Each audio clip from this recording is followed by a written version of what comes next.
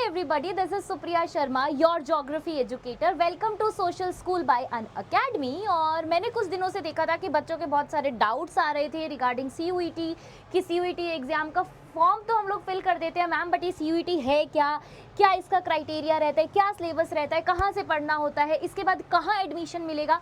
ये सारे डाउट्स आज की इस वीडियो में आप लोगों के हो जाएंगे पूरी तरीके से खत्म। तो देरी किस बात की है, चलिए बिना किसी देरी के शुरू करते हैं अपने इस अमेजिंग से सेशन को जिसमें हम पढ़ेंगे CUET के बारे में। ठीक है, तो बिल्कुल बेसिक से शुरू करते हैं कि सबसे पहले ये CUET का एग्जाम है क्या, कौन कंडक्ट कराता है।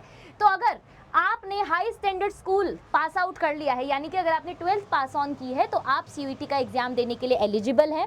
उसके बाद CUET जो है वो कॉमन यूनिवर्सिटी एंट्रेंस टेस्ट है। अब जब भी किसी टेस्ट के आगे कॉमन लग जाता है, दैट मीन्स कि चाहे आपने CBSE से पास किया हो, चाहे आपने ICSE से पास किया हो, चाहे आपने किसी भी स्टेट बोर्ड से क्यों ना पास किया हो, ऑफ कोर्स आप लोगों का सिलेबस अलग अलग होगा, बट जब आप CUET एग्जाम देंगे तो आपका जो सिलेबस है, जो टेस्ट है, वो एकदम कॉमन होगा, यानी कि सब जगह पर एक होगा। उसके बाद अगर मैं बात करूं तो इसको कंडक्ट कराया जाता है NTA, जो कि आपका JEE और NEET का एग्जाम भी कंडक्ट कराते हैं साइंस फील्ड्स में, राइट। उसके बाद अगर मैं बात करूं तो एलीट यूनिवर्सिटीज आपको यहाँ पर मिलेंगी, यानी कि जैसे बड़ी बड़ी यूनिवर्सिटी है, BHU है, DU है। अब ये वो यूनिवर्सिटीज हैं जहाँ पे आपको बहुत ही प्रीमियम लेवल की फैकल्टीज मिलती हैं। यहाँ की जो फीस होती है वो बहुत कम होती है, बट बाकी की सारी चीजें एकदम प्रीमियम लेवल पर आपको मिलती है। ठीक है, तो ये हो गई एकदम बेसिक इन्फॉर्मेशन। अब अगर मैं बात करूँ तो कौन इसके अंदर एंटर कर सकता है ना, बहुत सारे सवाल आप लोगों के अंदर होंगे।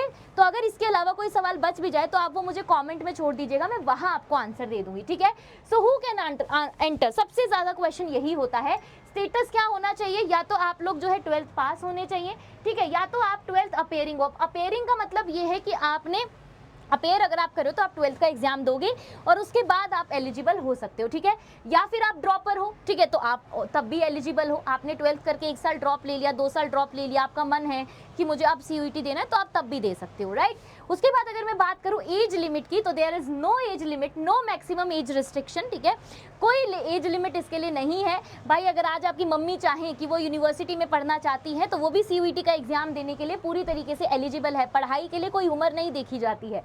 ठीक है, नेशनैलिटी की अगर मैं बात करूं तो इंडियन सिटीजन है, NRIs है, फॉरेन नेशनल भी एक्सेप्टेड इसमें किए जाते हैं, बट सबको जो है एग्जाम देना पड़ेगा। ठीक है जी। उसके बाद अगर मैं बात करूं तो क्या स्ट्रैटेजी आपकी रहनी चाहिए, है ना, क्योंकि बहुत सारे बच्चे यहाँ पर कंफ्यूज होते हैं कि मैम हमारे जो डोमेन है वो अलग है, क्या हम उसके अलावा किसी में पेपर दे सकते हैं। ये सारे डाउट्स भी अभी हम लोग क्लियर कर लेते हैं। तो सबसे पहले आपको क्या ध्यान रखना है कि 12th बोर्ड्स के जो मार्क्स हैं आपके बच्चा मेरे, वो कहीं ना कहीं बहुत ज्यादा मैटर करेंगे। At the same time don't ignore your boards. अब ये ना हो कि आपको लगे कि यार यूनिवर्सिटी तो अच्छी चाहिए तो बोर्ड का क्या है, CUET की तैयारी कर लूं। नहीं, ये सबसे गलत चीज होती है। शुरुआत हमेशा वहीं से कीजिए जो एकदम पहला स्टेप है। तो पहला स्टेप आपका बोर्ड्स है। Then CUET score clash universities use your 12th grade percentage as the ultimate tie breaker. अब मान लीजिए कि आपके साथ किसी और के भी सेम नंबर आ जाते हैं, तो आपको उस बढ़िया कॉलेज में एडमिशन मिलेगा कि नहीं मिलेगा, वो टाई ब्रेकर का काम आपके बोर्ड का परसेंटेज करेगा। इसीलिए मैंने बोला कि बोर्ड का परसेंटेज आपके लिए बहुत ज्यादा जरूरी है। ठीक है, मिनिमम पास परसेंटेज ऑल्सो स्ट्रिक्टली अप्लाई, है ना। मिनिमम पास परसेंटेज भी होता है जिसके आधार पर ही आपको जो है आगे एडमिशन मिलता है। अब बात करते हैं the rules of the engagement, यानी कि एग्जाम का जो फॉर्मेट है वो किस तरीके से रहता है। पहले के समय में अगर मैं बात करूं तो आपका जो एग्जाम है वो ऑफलाइन भी हुआ करता था, यानी कि हाइब्रिड था, ऑफलाइन होता था।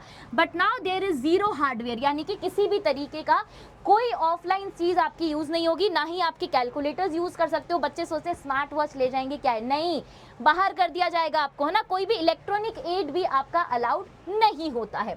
CBT का मतलब ये है कि आपका 100% ऑनलाइन एग्जाम होगा, कंप्यूटर बेस्ड टेस्ट है, नो पेन पेपर मोड। ठीक है, ये नहीं कि वो जो पुराने समय में हुआ करता था कि पेपर से टिक कर रहे हैं, वो सारी चीजें आपकी नहीं होती हैं। मल्टी शिफ्ट का मतलब ये है कि आपके मल्टीपल शिफ्ट्स में ये एग्जाम आपका कराया जाता है, conducted across different days in randomise morning and evening shift. ठीक है, 2 शिफ्ट्स में होगा, मॉर्निंग है और इवनिंग, ताकि आप एग्जॉस्ट ना हो, आपको अच्छे से टाइम मिल जाए। उसके बाद सबसे बेस्ट चीज़ ये है कि आपका सिर्फ और सिर्फ एमसीक्यू होता है।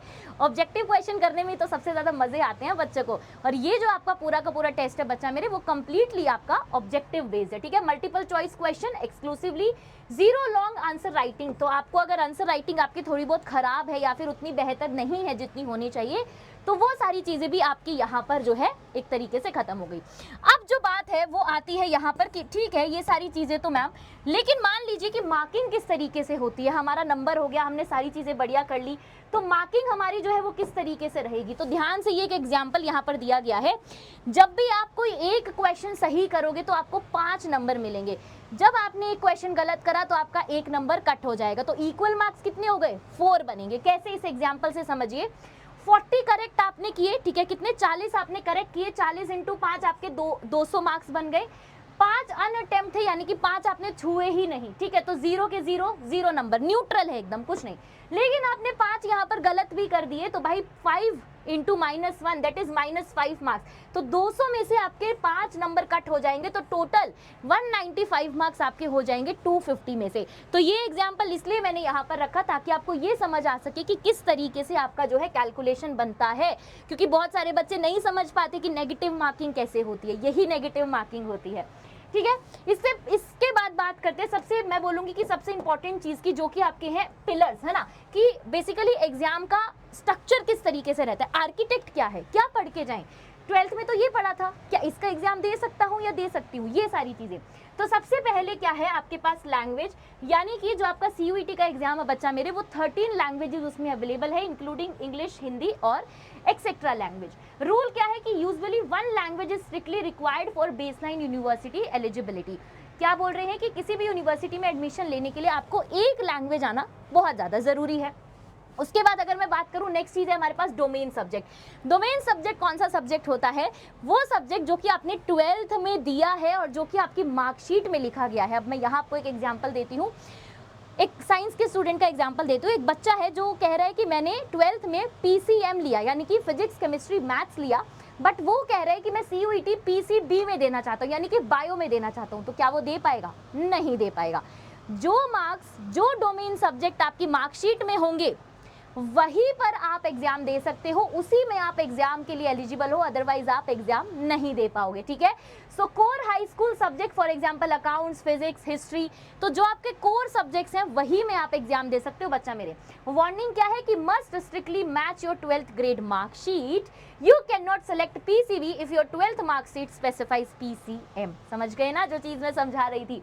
नेक्स्ट है यहाँ पर हमारे पास जर्नल टेस्ट। अब ये जो जर्नल टेस्ट है ये हर यूनिवर्सिटी में नहीं चाहिए होता है। ये एक ऐसा टेस्ट है जिसमें आपके एप्टीट्यूड, आपकी रीजनिंग, आपकी ये सारी चीज़ें जो है वो देखी जाती है। तो जो आपकी बहुत, मैं बोलूँगी कि हाई क्लास टाइप यूनिवर्सिटी है, जैसे कि BHU बहुत ही अच्छी लेवल की यूनिवर्सिटी है।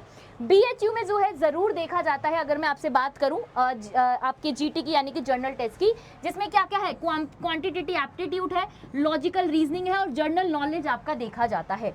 रूल क्या है कि highly variable, mandatory for some programmes, जैसे कि BHU के कुछ प्रोग्राम्स के लिए मैंडेटरी है तो आपको देना ही पड़ेगा। बट जैसे अगर मैं बात करूँ DU की, DU में अगर BCom करना है किसी को तो उसके लिए उसकी कोई रिलेवेंस नहीं है, तो कंप्लीटली इररेलेवेंट यहाँ पर है, ठीक है। नेक्स्ट अगर मैं आगे बढ़ूं, ये सारी चीज़ें तो ठीक है, अब चीज़ें होंगी कैसे और ये सारी चीज़ों का क्या सिलेबस और स्ट्रक्चर रहता है, ये सब चीज़ें जानने के लिए बच्चा आप कहाँ जा सकते हो, आप CUET की ऑफिशियल वेबसाइट पर जा सकते हो, दैट इज योर exam.nta.in, ठीक है।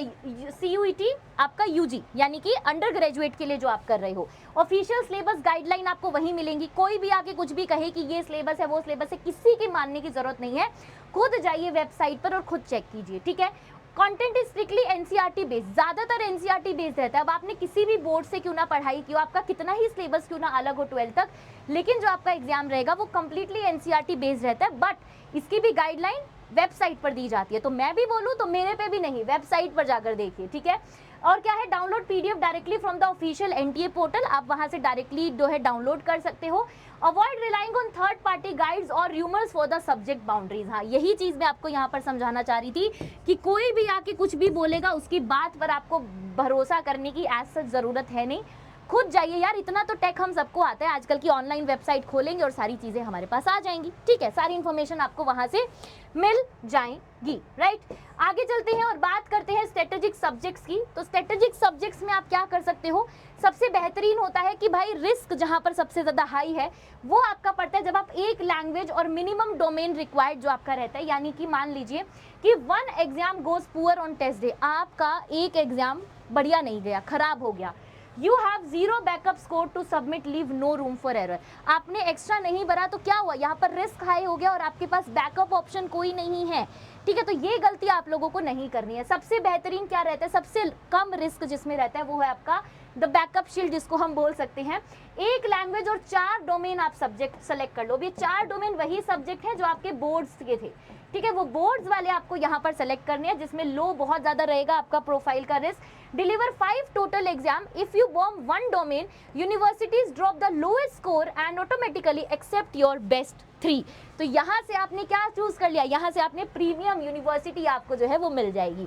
नेक्स्ट आता है हमारे पास द जर्नलिस्ट, यानी कि जिसका रिस्क बहुत मीडियम सा रहता है कि एक लैंग्वेज आपने चूज की, 3 डोमेन चूज किए और एक आपने जर्नल टेस्ट दे दिया, जो कि प्रीमियम लेवल की यूनिवर्सिटीज आपके कैरी करती है, जैसे कि BHU, ठीक है।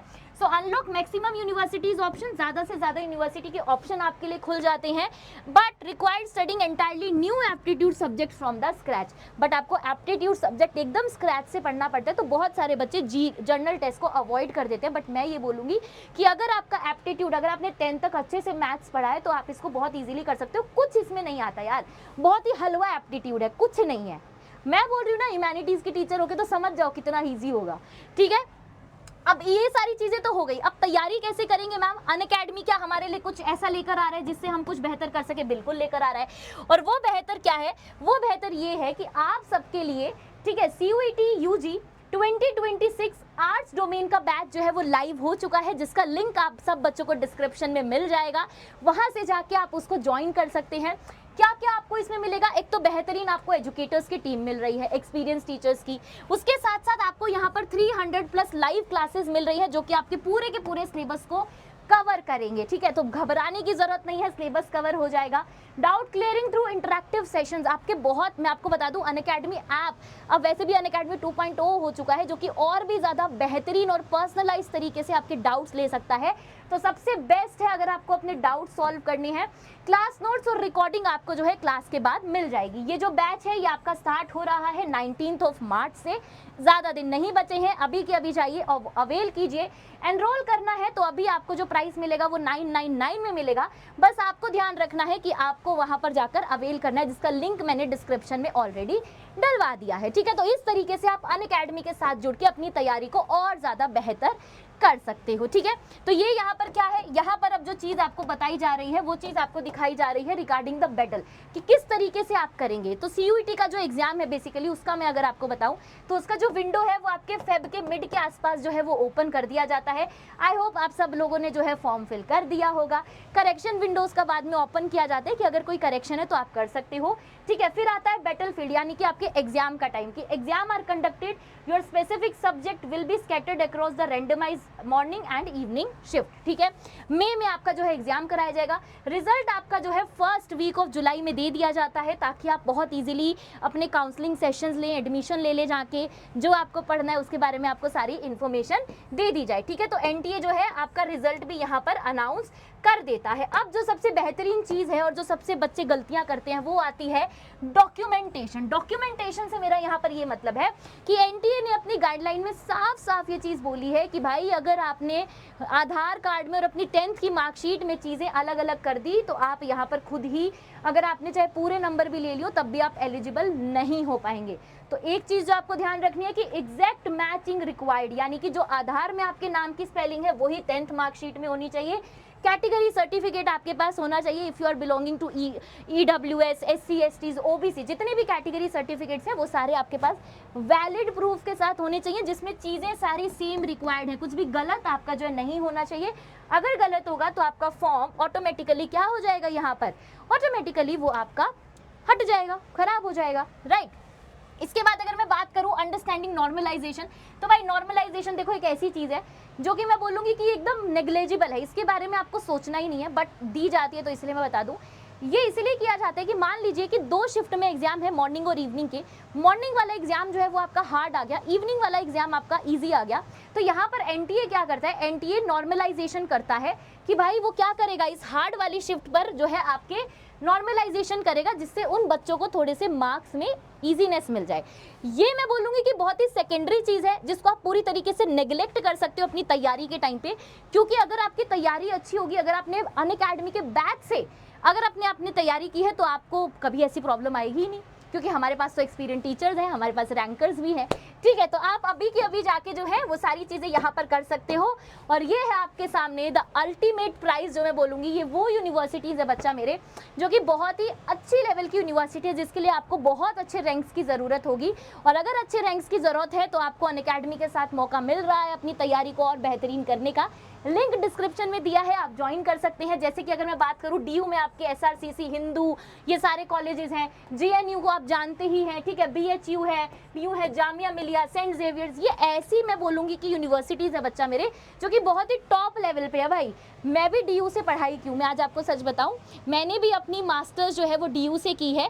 तो अगर आप लोग भी चाहते हो अपनी इस तरीके से अच्छे तरीके से पढ़ाई करना, तो इट्स वेरी वेरी इंपॉर्टेंट कि आपको ये पता हो कि आपको कहाँ से पढ़ाई करनी है, कब शुरू करनी है, कहाँ जाके एंड करना है, क्या सारा प्रोसेस रहता है। एंड आई थिंक ये पूरा का पूरा वीडियो मैंने इसीलिए बनाया था कि आप समझ पाएँ कि आपके जो डाउट्स हैं रिगार्डिंग योर सीयूईटी, कि आप उसकी प्रिपरेशन कैसे करेंगे, वो सारे यहाँ पर एंड हो गए होंगे।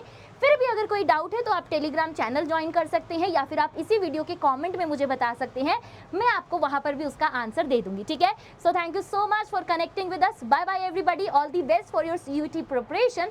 अभी जाइए और ज्वाइन कीजिए अनअकैडमी आर्ट्स डोमेन।